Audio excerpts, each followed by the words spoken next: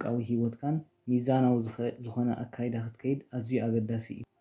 እቲ ስራሕካ ትሰርሖ ምስቲ ውልቃዊ ሂወትካ ኣብ ገዛኻ ዝኸይድ ምዃኑ ርግፀኛ ክትከውን ኣለካ። ኣብ ገዛኻ ውልቀኻ ትገብሮ ንጥፈታት እውን ምስ ስራሕካ ዝኸይድ ክኸውን ኣለዎ። ኣብ ስራሕ ፅቡቅ ኣለኻ ኣብ ገዛ ፅቡቅ ተዘይለኻ እቲ ስራሕ ፅቡቅ ክኸውን ኣይክእልኒ። ብኣንፃር እውን ኣብ ስራሕ ሕማቕ ተለኻ ኣብ ገዛ ፅቡቅ ሃሊኻ ፅቡቅ ክኸውን ኣይክእልኒ። ሓንቲ ጓል ቀልጢፋ ናብ ስራሕ ኣትያ ከምኡውን ዶንግያ ትመፅእ እንድሕር ኣላ ካብ ስራሕ እሞ ከዓ ከምዚ ኢሉ ንመዓልታት ሰሙናት ኣዋርሕ ዝቕፅል እንተሎ እሞ ከዓ ኣብቲ ስራሕ እውን ኣድማዒት ኣይኮነትን ዘላ ስለ ዶንግያ ዝወፀት ወይ ቀልጢፋ ዝመፀት ስራሕ ኣይትሰርሕን እያ ዘላ። እዚ እንታይ ኮይኑ ዝስማዓካ ነቲ ስራሕ ካብ ገዛኣ ንክትርሕቅ ትጥቀመሉላ ማለት እዩ። ዝኾነ ዘጋጠመ ተሎ መፍትሑ እዩ ዝበለፀ። በዚ ኮይኑ በቲ ከዓ እቲ ኣብ ገዛ ኣጋጢምዋ ዘሎ ኣብ ስራሕ ክፀልዋ ምዃኑ ርግፀኛ እዩ። ሓደ ወዲ ከዓ ንስራሕ ቀፃሊ ዶንጉ ይመፅእ ንገዝኡ ከዓ ቀልጢፉ ይምለስ ኩሉ ሻዕ ኣብ ገዛ ዝኾነ ከምዚ ኢመርጀንሲ ኣገዳሲ ከም ዘሎ ዓይነት ኮይኑ እዩ ዝብገስ። ነዊሕ ዕረፍቲ ይወስድ ኣብ ስራሕ ስርሑ እውን ኣብቲ ግዚኡ ኣየፅፍፎን ኣሎ። እዚ ከዓ እንታይ ክኸውን ኣለዎ ነቲ ካብ ንገዛ ምኻድ ካብ ስራሕ ንክርሕቅ ይጥቀመሉ ኣሎ። ኣብ ስራሕካ ዝኾነ እንድሕር ኣጋጢሙ ፍትሓዮ ትኽእል ተኾንካ ማለት እዩ። ተዘይኮነ ከዓ እቲ መፍትሒ ኣብ ካልእ ቦታ ረኣዮ። ኣብ ገዛኻ ዝኾነ ዘጋጠመ ተሎ ፍትሓዮ ብሰንኪ ኣብ ገዛኻ ኣጋጢሙ ዘሎ ነቲ ካልኦት ነገር ትነፅጎ እንድሕር ኣለኻ ተቐበሎ እሞ ፍትሓዮ ከዓ ነቲ ኩነታት ብምስትውዓል ረኣዮ። እንድሕር ሓገዝ ትደሊ ትኾንካ ካብ ክኢላታት ናብኡ ከይድካ ሓገዝ ረኸብ ወይ እውን ናብ ኡምን ዓርክኻ ወይ መሓዘኻ ከይድካ ብዛዕባ እቲ ኩነታት ተዛረብ። ሓደ ነገር ክትፈልጦ ዘለካ ግን እዚ ኩነታት ሕጂ ዘጋጠመስ ኣይኮነን ግዜ ዝወሰደ እዩ ማለት እዩ። ስለዚ ንክሓዊ ንክፍወስ ግዜ ሃቦ ዓቕሊ ግበር። ስለዚ ስራሕኻን ንናይ ውልቃዊ ሂወትካ ኣብ ፋሚሊካ ትገብሮን ሚዛናዊ ኣካይዳ ክትከይድ ኣለካ። ኣብ ክልቲኡ ኣድማዕ ንክትከውን ሚዛናዊ ዝኾነ ኣካይዳ ክትከይድ ኣለካ። ኣብ ገዛኻ ዘጋጠመ ፀገም ኣብ ስራሕካ ክፀልወካ ይኽእል እዩ። ኣብ ስራሕካ ዘጋጠመ ፀገም ከዓ ኣብ ገዛኻ ክፀልወካ ይኽእል እዩ። ወላ እውን ኣብ ገዛኻ ይኹን ኣብ ስራሕካ ፅቡቅ ኩነታት ኣሎ ንበሎ እሞ ግን ስፔሻል መደብ ተሰሪዑ ብስራሕ ክዱንጊ ወይ ግዜ ክትወስድ ትኽእል ኢኻ። ንስድራኻ ብዙሕ ግዜ ዘይክትህብ ትኽእል ኢኻ። ስለዚ ከምዚ እንድሕር ኮይኑ ንስድራኻ መዓስ ነቲ ኣጥፊእኻዮ ዘለካ ግዜ ከም ትመልሰሎም እንታይ ኮንካ ጠፊእካ ከም ዘለካ ክተፍልጦም ኣለካ። እቲ ኣጥፊእኻዮ ዘለካ ብዙሕ ኣብ ስራሕ ግዜ ከዓ ምስ ወለዱ ክትመልሰሎም ምዃንካ ኣረጋግፀሎም። ናይ ሳይኮሎጂ ክኢላታት ክልተ ነገር ኣብ ሂወትና ዘሐጉስና ከም ተዓወትና ደስ ኢልና ክንገልፆም ንደሊ ነገራት ክልተ ነገራት ኣለዉ።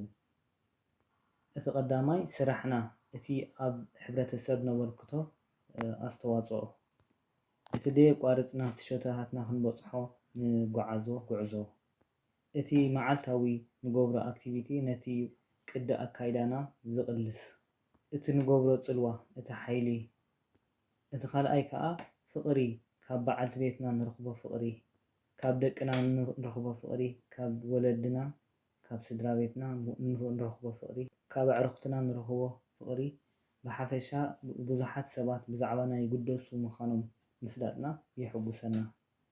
እቲ ቀፃሊ ትገብሮ ንሸቶታትካ ዕላማኻ ሸቶኻ ንክትወቅዕ እቲ ቀፃሊ ክእለታት ተዕብዮ እሱ ከዓ ኣዝዩ ኣገዳሲ እዩ ማለት እዩ። ነቲ ዓወታትካ ኣብ ሓንቲ ብሩራዊት ዝኾነት ቢያቲ ተቐሪባ ክትፀናሐካ ኣይትፅበን ኢኻ ትፅዕር ትዳሎ ዲሲፕሊን ትገብር ማለት እዩ። እስኻ እንታይ ትፈልጥ ነቲ ሸቶታትካ ቀፃሊ ብምስትውዓል ምስራሕ ከም ዘድልዮ ዲሲፕሊን ከም ዘድልዮ ትፈልጥ።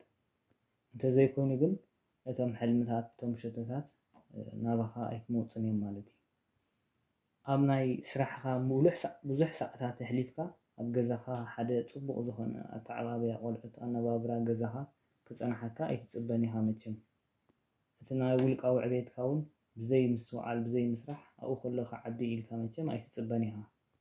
ግዜ ሂብካ ማይ ኣስቲኻ ኣፅጊብካ ከየዕብኻዮ ማለት እዩ። ነቲ ኣሉታዊ ፅልዋታት ነቲ ኣጋጢሙ ዘሎ ከይኣለኻ ንስኻ ርሒቕካ ከለኻ ኣብ ስራሕ ከለኻ ዘጋጠመ ነገር ከይኣለኽካ كألها صبوا نجار كتري أي تخليها من حدا بلوت سدرابيت بلوت فاميلي نمهنات لك كم تنسرح خاناتك سرح بزح تمرتي وسيلك تعبيو نتي ناي فاميلي خاون بزح تعرن بزح جزين يدلي بزح فقري مخصكاس يدليو مالتي اتي أبز وان زي كندس أجمع كوين زلو سبات كله إنرجيهم كله جزيئهم ناب سرحهم ترحم زبو بخمزي أي سرحني سدرا بيتك لعلي تناي سرحك تجبر صعري أزيم أقلبون جزيان يدلي اتي أب سدرانا نجبر وفري كل ما أورقت مسفارنا قد سأل نجبر نجري بوزح تهيدنا بوزح خان نركب مالتي اندحر مهاب فقري اندحر أقاريتك انتي مسلك نسخاون مقبال أي تركبني هاي تقبلني هاف سدرها فقري أب زمدناتك تكون أب سدرا بيتك أب دقها أتي مهاب أي تقارص زي تناي صبق هيوت ملكعي انتي ترجمو ناي investment portfolio بمليونات زقصر هاليكا ناب زخونة سب زي تكافلو نحر كوينو زخونة بحدا خونكا تقومول وزي تكافلو سب نحر زي كونس صبق أيكونن انتي ترجمو معالتاو سراح سموناو سراح ورحوي عمت مص سراح طرح كسع موداتا اتو كل الزلخ هاي جنزب كسع تركب مسرح طرح أموداتها سدرا بيتك قديفهم خوديهم صبق أيكونن كمزي اتناتو كبري فاليو نايتي غني وردي مالتي يقدل هيوت ميزانا وقت كون اللوا سومن ملوء سرح حنت معل تعرف سلسة ورح سرح حنت سومن عرف هيوت بميزان كتكدال لك تزيكونو اتقدأ أنا بابرخا بأنزام بسجن زملاء أخوني ميزانا وزيكونا أكايدانا هيوت محزنت كخسركاي ميزاناو زيكونا أكايدانا هيوت طعنا هم تخسر قبركاي ميزاناو زيكونا أكايدا منفساونتك كخسركاي ميزاناو زيكونا أكايدانا هيوت هبتي هم تخسر قبركاي أم ميزاناو زيكونا أكايدا هيوت نبر أمان ندحركونك منفساونتك شللاي تبلو أصنعيو تلمامدو نتي طباب ناي منفساونت السوعل أنا أمان خدكون يخون كن زحتك على اللخو أمان اندحر كون كاغن نزي خفال ناي مصايخا شللاي تبلو لك كمتي أب أتعبابي قلعتن كومون أب عداقا كومون كالق كلتات نختمهار اتتصعرلون اتلمامدون نمنفساونتك خا بتقهات تصعرلون تلمامدون مخنياتو امنت برتع زخونه ناي عوت دليت نختحدر يحجزك كالق أبتي ناي عوت دليتاتك عبي صلوا زلوها أكلاو طعناها إيو حنت ناي قدم أبهلالا نأكلاتك لك كمتن بيت مقدس نكنخونو نأكلاتك كم تخنخونو مغنياتو أمران أكلاتن بحنساب يم دسرحو كلتيኦም ከዓ ጽቡቕ ክሰርሑ ኣለዎም ኣነ ነዚ በይን ብኸመይ ይሪኦ ኣካላትካ ሓጋዚ ናይ እምሮኻን ናይ መንፈስካን ክኸውን ኣለዎ ሓደ ጽቡቕ ደጋፊ ናብ ዘለኻዮ ክትከይድ ዝሕግዝ ሓይልን ጸዓትን ብምሃብ ዝሕግዝ ሓደ ነገር ክነግረኩም ሓደ ካብቲ ቀንዲ ኣገዳሲ ንዓወት ኣካላዊ ሓይሊ እዩ ክነግረኩም ሓደ ሰባት ዕውት ነገር ወይ ጽቡቕ ስራሕ ዘይሰርሑ ጽቡቕ ስለ ዘይስምዖም ዘሎ እዩ ስለዚ ጽቡቕ ንኽስማዓካ ከዓ ናይ ነፍሲ ወከፍ ሓላፍነት እዩ እዚ ከዓ ንኣካላትካ ጽቡቕ ጌርካ ብምክንኻን እዩ እታ ሓንቲ ቦታ ትነብረላስ ኣካላትካ እያ ናይ ቀደም ኣባህል ኣሎ መንፈስካ ክገብር እየ እንዳበለ ኣካላትካ ከዓ ይደክም ወይ ይህከ ኣስተውዕሉ እዚ ከዓ ዘሕዝን ምትሕንፋጽ ወይ ምትሕዋስ እዩ መንፈስ ክገብር እየ እንዳበለ ኣካላት ከዓ ደኺሙ ሕሰቦ ንጎት ሲኢኻ ኣእምሮኻ ንኺድ ስራሕ ይብለካ ኣካላትካ ከዓ ካብ ዓራት ክትስእ ኣይክእልን ይብለካ ስለዚ ሓደ ዝርርብ ምስ ኣካላትካ ክህልየካ እዩ እዚኣ ናይ መወዳእታ መዓልቲ እያ ካብዚ ሓሳበይ ክትኮልፈኒ ዝደለኻዮ ክትብሎ ኣለካ ካብ ዓራት ንኸይትስእ ትበኒ ዘለኻ ምኽንያታት እውን ናይ መወዳእታ እዩ ኣብ መሬት ኣውሪደ ፑሽኣፕ ከም ትሰርሕ ክገብረካ እየ ክሳዕ ትደክም ኣነ ዓበይቲ መደባት ኣለኒ ካባኻ ዝደልዮ ከዓ ተሪርን ሓይሊ ዘለዎ ኣካላት ካብ ሕጂ ንኔው ናብ ዝደለኽዎ ክኸይድ ዝሕግዘኒ ሲስተም ክህልወኒ እዩ ይብለካ ኣለኹ ንኣካላዊ ጥዕናኻ ክትከናኸኖ ኣለካ። ምክንያቱ ኣዝዩ ኣገዳሲ እዩ። ብዛዕባ ደጋፊኻ እዚ ማለት ኣካላትካ ንቕሓት ይሃልኻ። እንተኾነ ግን ልዕሊ ዓቐን ክኸውን የብሉን። ጥዑይ ኣካላት ንክህልወካ ናይ ግድን ኣይኮነን 6 ሰዓት ክተጥፍእ፣ መዓልቲ ፍርቂ ሰዓት ሓንቲ ሰዓት እኹል እዩ ጥዑይ ጥዕና ዘለዎ ኣካላት ንክህልወካ። ኣካላዊ ምንቅስቓስ ክትገብር እንተደሊኻ ከዓ ብንኣሽቱ ክትጅምር ትኽእል ኢኻ። ንኣብነት ኣብ ክንዲ ሊፍቲ ተሰቒልካ ናብ ላዕለዋይ ደረጃ ትኸይድ፣ ብእግርኻ ኣስካላ ጌርካ ክትከይድ ትኽእል ኢኻ። ማኪናኻ ፓርክ ክትገብራ እንድሕር ደሊኻ ልክዕ ኣብቲ ደሊኽያ ዘለኻ ኣብ ኣፍ ደገ ዘይኮንካስ ርሕቕ ኢልካ ትገብራ፣ ካብኡ ብእግርኻ ክትከይድ ትኽእል ኢኻ። ካብ ዓለም ኣዝያ ዝበለፀት ኤክሰርሳይዝ ወይ ኣካላዊ ምንቅስቓስ ኣላ። ንሳ ከዓ እታ ንስኻ ትፈትዋ ነፍሲ ወከፍ ሰብ እታ ንዑ ትጥዕሞ እዚኣ ከዓ ንዓኻ ዘይትጎድኣካ ወይ ዘይተሰልችወካ።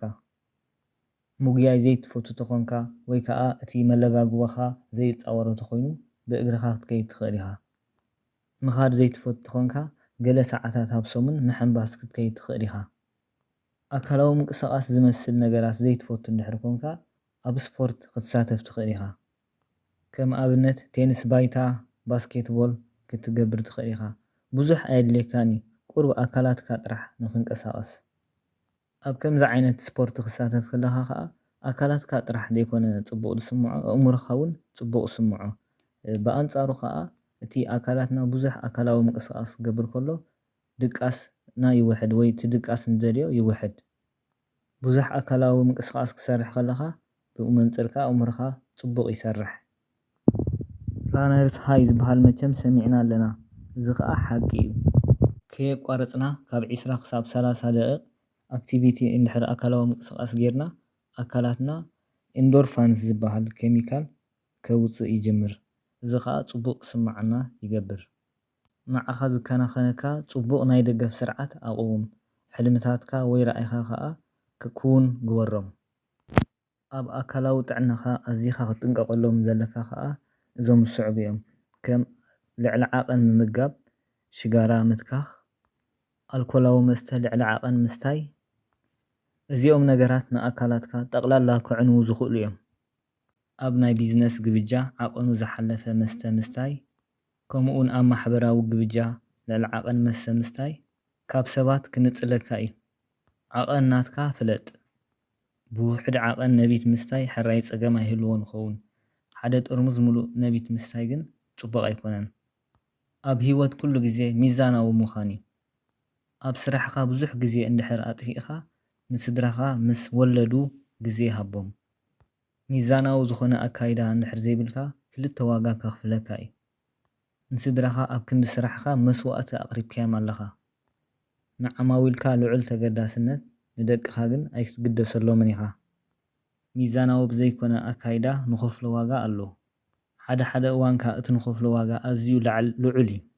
ስለዚ ዝኾነ ነገር ቅድሚ ምጅማርና ነቲ ንኸፍሎ ዋጋ ክንግምግሞ ኣለና። ነዛ ዕላማ ወይ ነዛ ሸቶ ንኽበፅሓ እንታይ ክገድፍ ኣለኒ ክትብል ኣለካ። እንታይ ክኸውን ዘለኒ ኢልካ ንኩሉ ገምግሞ። ክነግረካ ደልየ ዘለኹ ሕጂ እቲ ኣብ ስራሕኻ ዘለመድካያ ዲሲፕሊን ወይ ስርዓት ኣብ ገዛኻ ወይ ኣብቲ ኖርማል ሂወትካ ክፀልወካ ይኽእል ዶ ኢልካ ትሓስብ? እቶም ኣብ ስራሕኻ ኣጥሪኽያም ዘለኻ ክእለታት ኣብቲ ኖርማል ሂወትካ ክፀልወካ ይኽእል ዶ ኢልካ ትሓስብ? እወ ይፀልዉካ እዮም። እቶም ክእለታት ኣብ ስራሕ ኣምፂኽያም ዘለኻ ኣብቲ ኖርማል ሂወትካ ይፀልዉካ እዮም። ኩሎም ዲሲፕሊን ወይ ስርዓታት ንሓድሕዶም ይፀላለዉ እዮም። ወላ ሓንቲ ንበይኑ ዝኸውን የለን። ኩሉ ነገር ኣገዳሲ እዩ። ልክዕ ሓደ ሓደ ኣዝዮም ኣገደስቲ ዘይክኾኑ ይኽእሉ እዮም። ዘየገድስ ዝበሃል ነገር ግን የለን። ዘይግደስ ኣይትኹን፣ ምክንያቱ ኩሉ ነገር ኣገዳሲ እዩ።